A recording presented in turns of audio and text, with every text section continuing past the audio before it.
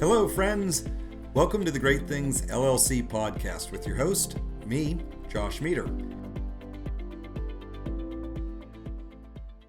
All right, well, welcome back to the second Great Things LLC podcast. I'm Josh Meter here, and this morning I am with my dear friend, Wendy Sue Wahl, which I'm so excited to have on. Morning, Wendy. Good morning, Josh. Nice to see you. So I'm going to just dive right in. Wendy and I have a great story and we have a great connection, and she's been such a blessing in my life. But how we met, we'll just kind of start there and jump into it. We met, I guess it would have been almost 8 or 9 years ago now. Yes. So when I opened up the Center of Harmony, had some friends in town, Rockmont and Vicky, and from Argentina moved to America, came back to Zelienople, which is the town and I actually lived across from, became fast friends. And Rock had a dream of opening up a coffee shop, and he was one of the first businesses in the center. They did very well a couple of years ago, have sold and moved on to bigger and better things on the West Coast, but that is how I met Wendy. You know, we met at the coffee shop a couple times. And do you remember the first thing that you did at the center? You did an Akashic Records class there. A gathering upstairs, and we had several people come up where I answered questions about, through the Akashic Records, individual questions. Yes, it was a lovely setting. It was, and I had absolutely no idea what it was about. I actually think you were a little bit skeptical. I was, in all honesty. I'm like, but I just loved you, and I'm like, well, let's get it. It'd be a great workshop. So we had it upstairs, and I attended, and I was really moved and impressed and inspired by that. And from that, I scheduled my first reading with you. Yeah. And I was still skeptical. I wasn't going to say a little bit. I was still very skeptical, but I did have a challenge with a business relationship that I just didn't know how to address. I don't know if you remember the generalities of that. I do. Yeah, so we had a session. I had no expectations, and again, a lot of skepticism, and you opened up the records, and the advice and the counsel that you provided on that session and how to handle a difficult situation was amazing. Something that I never thought of, a complete different way of doing it, but it was more in line with who I was. And from there, you know, it's been years and we've done a lot of sessions, but let's jump into kind of how you came, first a little bit about what is Akashic Records and how you came into it. Well, the Akashic Records are a journal of the soul, Josh. So everything that's happened to you mentally, physically, emotionally, spiritually, since you became a divine spark of God, is stored in the ethers. It's like if you think of a computer and a file drawer and then the file, you know, you've got the file folder and then the file drawer. And so through a dialogue, through your questions that you bring to me, I say a sacred prayer, I open your records, and your information is stored in that very, very special place. And when we come together with consent, we have access to it. So it doesn't matter whether it's a business relationship, a personal relationship, the most important relationship you have, which is to this body sitting right here. We can go in and finely tune the vibration that allows you to have comfort and integrity moving forward with whatever's happening for you. It's as much energetic as it is informational.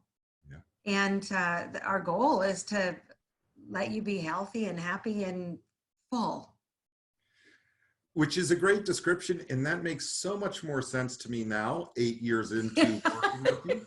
But if you step back, I was skeptical, and for those people out there that aren't familiar with the Akashic Records or hear this description, you do want to touch a little bit about it's not a psychic, it's not predetermination, just how the information is accessible, because it's not deterministic, and it's not divining through crystal balls or smoke signals or reading tea leaves. No, in fact, we call it consulting, not reading, because we have a very special sacred place that we're going to in the ethers. The Akasha is a Sanskrit word, right, for energetic substance. So first of all, what I'd like to say is I love a skeptic, because I don't want to tell you what to do. I don't want to take responsibility for your actions.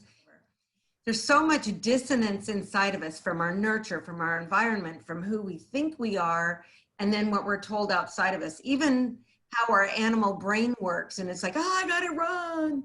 So we tend to run from our emotions rather than sitting with them and moving through them, which means bye-bye, right? Or I know you, or what's the benefit instead of what's the fear? So the Akashic Records are really just about allowing you to see your value, to see what what may not work for you anymore, and how do I want to be in this moment? What's the goal? What are the steps to get me to the next moment? But you're absolutely right. We do not determine what's going to happen. You have free will, so you get to choose. But with more information, I'm reminded of the phrase that's, if I know better, I do better. Right, right. And you're absolutely right. And that was my experience with you. Went into the first one as a skeptic, came out as a convert, and now it's a part of not only my self-care ritual, but it's also a part of checking in for my professional and my personal life. And it's such a great resource, and I'm so blessed that I found you.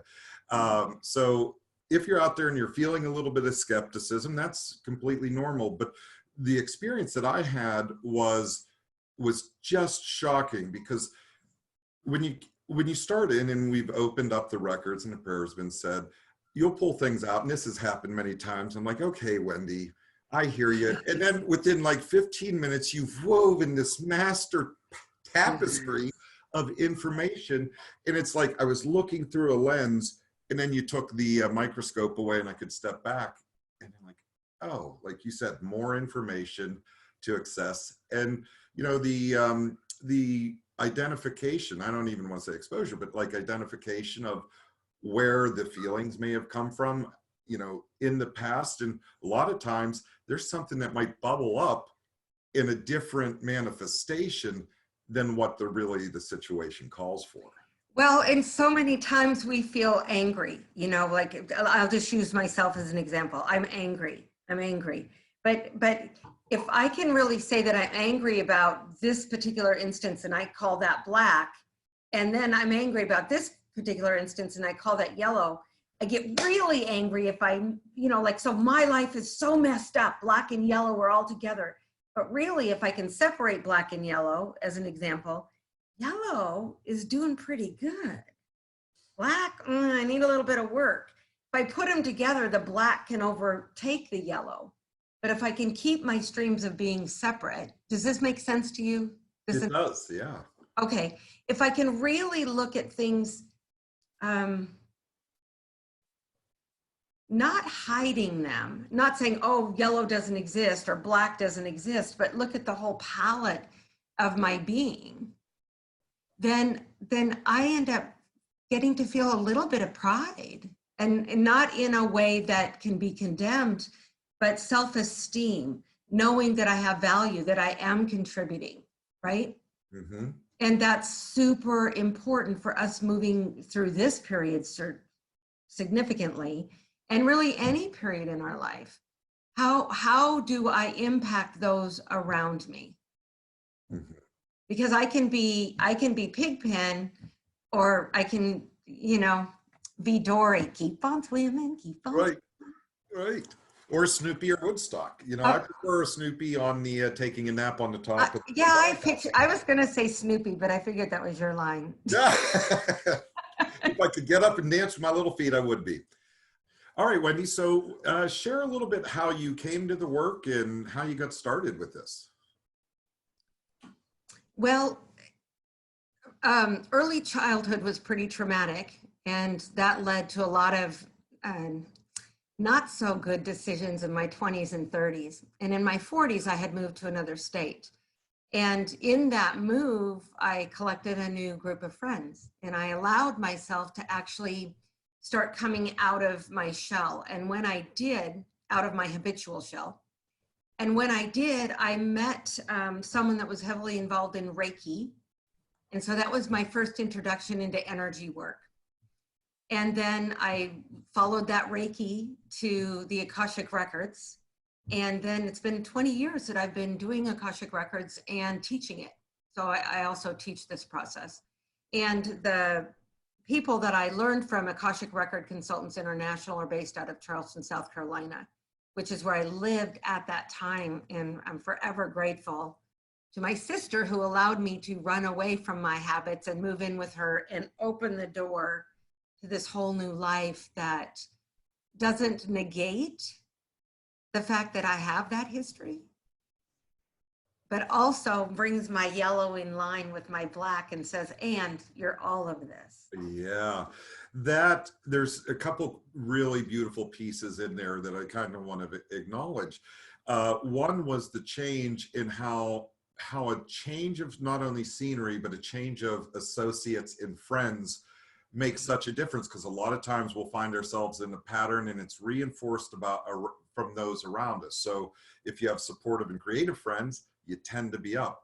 If you have friends that are maybe a little bit more negative or down or pessimistic, or family members that don't support you, it can create a lot of trauma. So the fact that you were able to establish that new group of friends is amazing. Yes. And how lucky and divine that you got to learn from the organization where you were at. Completely, like literally a half a block around was my teacher, and we're still close today. I'm very grateful, very grateful. So 20 years, I know how much you've helped me, and I know a lot of my friends that have worked with you, and I can't imagine over that 20 years how many people you've impacted. And I would reverse that to also say how many people have impacted me.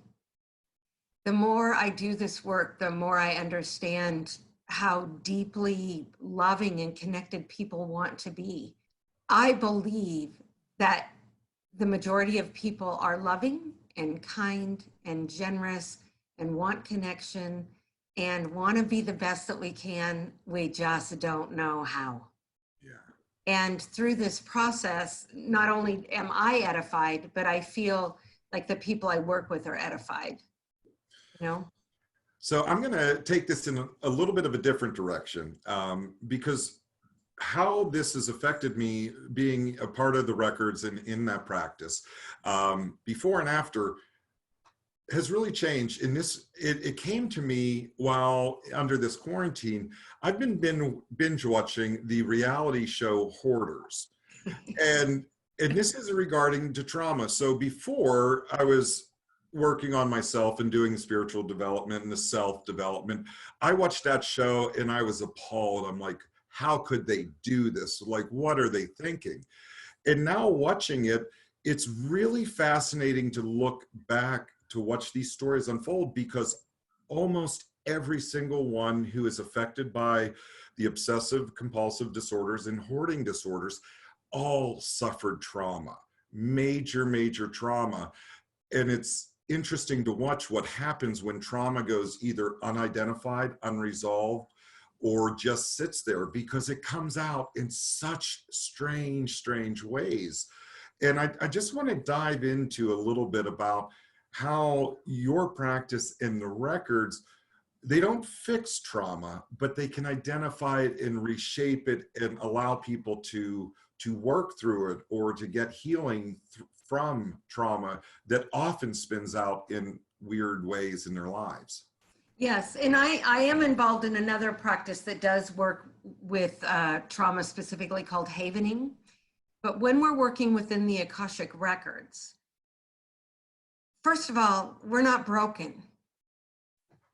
We come onto the planet as a little baby, fresh, and there might be things in our DNA that come down from our parenting, whether they were immigrants, whether they didn't have enough money, we didn't have enough food, our mom didn't bond with us. So some of that stuff happens really early on, and it can't be identified. And then we're told when we need a hug, you know, that I can't pick you up right now. Who do you think you are? So all of these components become the amalgam of our self-identity.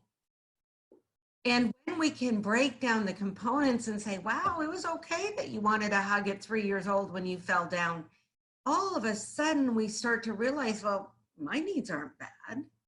Or wow, I'm okay. Or it's okay that I'm funny. You know, that even if I got in trouble in 5th grade for talking in class, it was funny, man.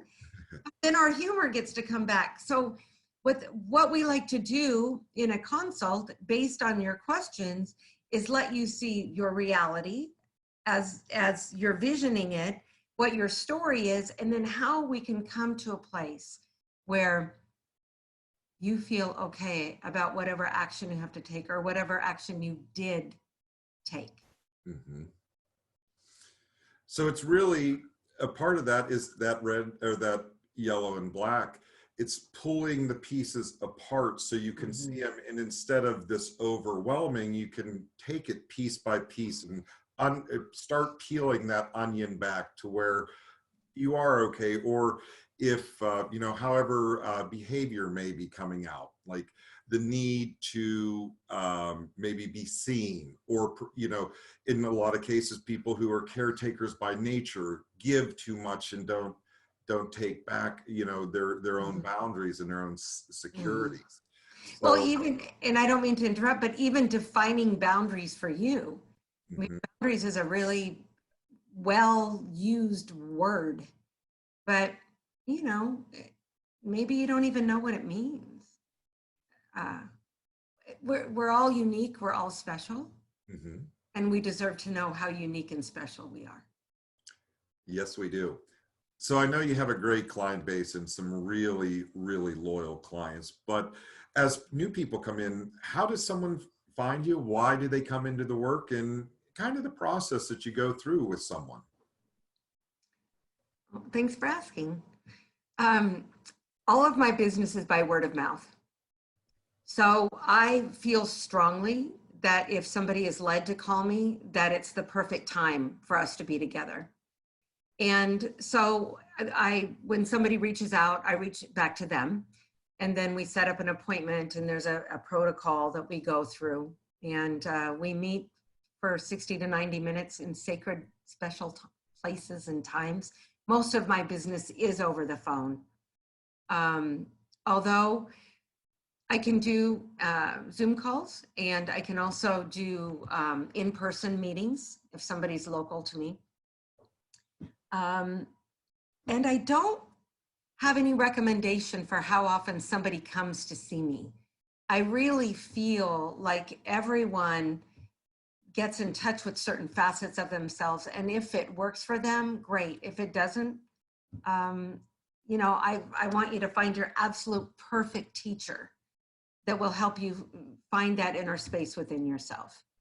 That's one of the things that I really enjoyed about you within your practice, because you're not out there trying to make, you know, oh, let's meet every week. It's really self-guided. And I know from my experience, I know when I need a check-in, it's clear to me, and I'll just pick up the phone and you're there. So, you know, I think there's a sense of integrity in that, to allow the person that's coming to you to determine how much they need, not what you need. Again, like you said in the beginning, you're just providing information and access, and really providing support for the person to do their own work. Well, and actually part of why people call me is for confirmation. It's like, I know this, or I've got these 3 or 4 things that I can do. How can we energetically guide you to the one that feels the best to you? So again, a lot of my work has come to incorporate the havening work or the Reiki within the Akashic field, because it's an all-inclusive healing modality. What it does is allow you to find your centeredness and find a breath. Okay, good. Thank you. That is it. You put in the words that I was thinking about. That is what I've experienced with you. It's that clarity and the refinement. And I think that's a lot of the times when I've reached out for for consults was when I had a decision, not necessarily maybe a traumatic one, but it's like, I have options. I can go this way, I can go this way, or this way.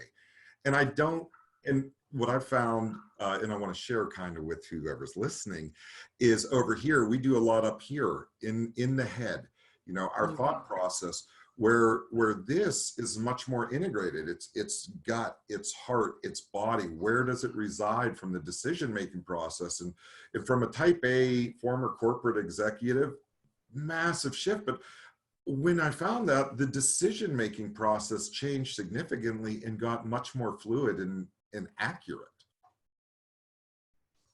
Yeah, having your elevator go all the way to the top or the bottom used to have a different meaning. Now it's just like taking in, where's my mind, where's my body, where's my spirit, where are my emotions? Right. In that, within my consulting practice, I talk a lot about conscious consulting. And are your personal goals and in the business aligned with your business goals? So if I speak from a business perspective, that alignment, that clarity of the personal side flows right over to the business, and then just take it outside of business into my own personal life, whether it's, should I take a trip, should I explore this, you know, new opportunity? It's the beautiful thing that you can help. And I don't want to say you don't provide, you just provide the knowledge and the access and ask those questions. So it's, I don't think you've ever really told me anything to do. You just gave me guidance. Rarely will the record keepers say you must, or you should, or you have to. Rarely. Information and buoyancy and, you know, a little pat on the rear, like a little kid. It's like, you can do this. You can do this. Good. So, okay. So what's next? What is new with Wendy Sue Wahl in the middle of Kentucky here these days? What's the things coming up in your world? Well, I'm really being faced with myself during this COVID and this safe at home, which at times I want to fight against is isolation, or even worse, authority. So with my practice, I'm being able to go in and really, it's so quiet around me without the cars and all the other things that I'm starting to hear my self voice better. And the other night I was watching The Voice, and James Taylor was on as a judge, you know, a helper. And one of the contestants came out and said, looked at him and said, "You've got a friend," you know, and James Taylor's like, "Yeah." But what it reminded me of is, what if I actually sang that song to myself?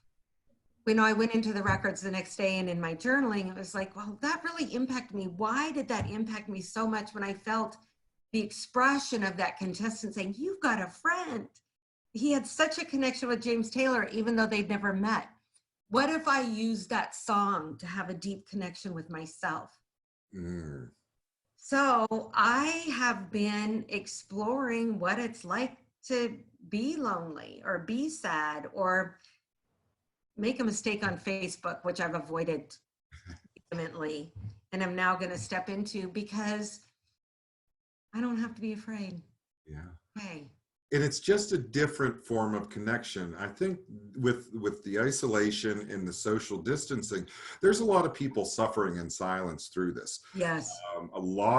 It's probably uncomfortable for a lot of people to have that silence, to have that stillness. We're taught to go, achieve, better yourself, be more extreme. And for a lot of people, sitting here in their house without that ability to have outside distractions is challenging.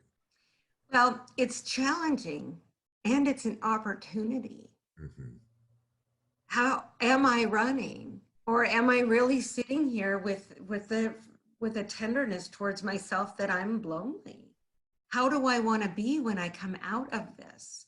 Because if I get back into the distraction, completely into the distraction, without being more present with myself, how did this time serve me personally? We're being given an opportunity here to dream. We really are. We really are. And I do hope the people can take advantage of it. It is a tough time. I've struggled with It's a it, tough time. and especially in the early onset days where there was so much unknown and so much fear and things were shutting down and businesses were struggling. There's not a lot more known, but the pace has slowed down. And now's the opportunity to do that self-care and to make the challenge so we don't get in this position if it comes back or something similar comes back. Yes, exactly. And if it does, we remember that we can go out into our yard, that we can take a walk, that we can pray, that we can build an altar, that we can dance when nobody's watching. Yeah. Or we can dance while people are watching. We can be Snoopy. That's right. Kick the feet up. There we go. There's a couple other things you do, and just to kind of continue the personal story. So after years and years of consulting with you and you bringing untold value and insight to my life, I still never understood the process. To me, it was this magical, mystical, unattainable knowledge that you were special and gifted, which you are, but you offer workshops and you teach people how to access their own records. And I attended your workshop, and when I went through it and I saw the systematic, logical, step-by-step way that you do it, I was astounded that it was that linear and that simple. And it happened right away. And I'm so grateful that you've taught me how to go into my own records. So why don't you talk a little bit about some of the classes that you've offered and what those entail, the different levels and whatnot? Well, through the organization that I'm certified with, we have 4 levels, but level 1 is learning how to open your own Akashic records. And all individuals access their records, and some more regularly than others. The key is, how do we navigate that vast field of information? How do we navigate once we get in there? So in a workshop, you're taught how to open the records through the sacred prayer method. There are other methods out there, but this is the one that really resonates with me and I love and adore. And then we learn how to navigate, how to ask questions, how to clear blocks in our physical body or our emotions, how to allow all of ourselves to be present, how to hear some kind of sometimes tough information. And that doesn't have to be negative. For some of us, any type of praise or validation is tough to hear. Mm-hmm. So we learn tools called the grace points to help us move energy out. We learn other prayers that you can teach in or out of the records to help us clear energetic noise. And so it's a weekend process. And then level 2 is about opening the records of another. And the other can be actually helping to support others, as I do in my practice, business consulting. And then level 3 is working with DNA and past life and, genetic lineage and creativity. So it's fun. And one thing just to bring up, when you mention opening the records of others, this is just to touch on, it's a permission-based, it's not an invasive thing. You have to be asked in and get the permission to do so, correct? Absolutely. In fact, when I do a consult, there's a form that's sent and signed with information on it. It's such an intimate place that we always want to honor the privilege of being allowed in. Now, this is a timely question, but are you offering any classes in the next year, or is it on hold with everything going on with COVID? No, absolutely. Actually, I have a class this weekend for level 1, April 18th and 19th. It's full. And then I offer classes 4 or 5 times a year. And I'm also not adverse to, if somebody says, okay, I've got a weekend free, let's say what we can put together, actually working within somebody else's schedule. So if anyone wants to reach me, they can look at my website, and that website is within-view.com, within-view.com. And I'd love to hear from you. Wendy, it's always great to connect. And I do want to thank you for all the advice, counsel, support, and love over the last 8 years. I'm blessed to know you. Is there anything Thank you, you'd like Josh. to leave the people with regarding, this time, or just maybe moving forward as times are shifting, not only from the quarantine, but just from a larger conscious level? The other day, my message from the record keepers was, please take advantage of this time to be with yourself deeply and intimately. And I would like to let others know that we have a world of fun in here too, a world of creativity, a world of imagination, a world of exploration. Don't forget that we're yellow and black, right? Let this time bring your innocence forward. We can worry, but let's also create. And on that, I thank you. Thank you. Grace point in. Hold Yeah, that. Grace point in. Well, thanks again, Wendy. Thanks for everyone who tuned in. Check the links below. I'll have all of Wendy's contact information, and please feel free to reach out to her. I can't express how much I think you'll enjoy and benefit from it. So until next time, tune into the next episode. Thank you for watching. If you liked what you saw, be sure to hit that like and subscribe button right now. Stay tuned and check out the channel for other interesting and informative videos.